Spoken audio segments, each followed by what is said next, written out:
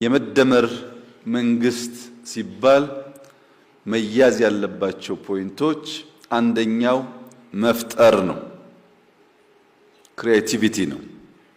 ሁለተኛው መፍጠን ነው። ሶስተኛው ማብዛት ነው። አራተኛው ማጥራት ነው። ምን ማለት ነው ይህ ጉዳይ ያላችሁ እንደሆነ ብዙ ያልፈጠረ ጥራት ማረጋገጥ አይችልም። ከብዙ ፈጠራ ውስጥ ነው ጥራት ያላቸው ጉዳዮች የሚወጡት።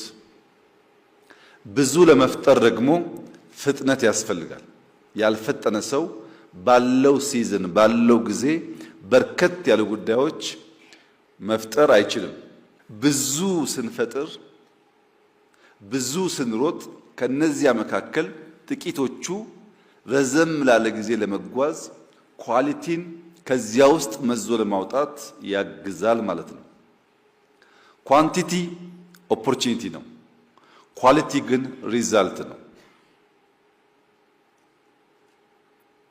በኳንቲቲ ውስጥ በብዙ ፈጠራ ውስጥ አዳዲስ ነገር ለመፍጠር የምንማርበት ብቻ ሳይሆን ላስት የሚያደርግ ውጤት ለማቆየት እንጠቀምበታለን። ለምሳሌ ኮሪደር ስንጀምርና ዛሬ አንድ አይደለም። የኳሊቲ ቴስታችን ከጊዜ ወደ ጊዜ እየተቀየረ መጥቷል ማለት ነው እና ብዙ ለመፍጠር በመፍጠን ነው ጥራትን የምናረጋግጠው።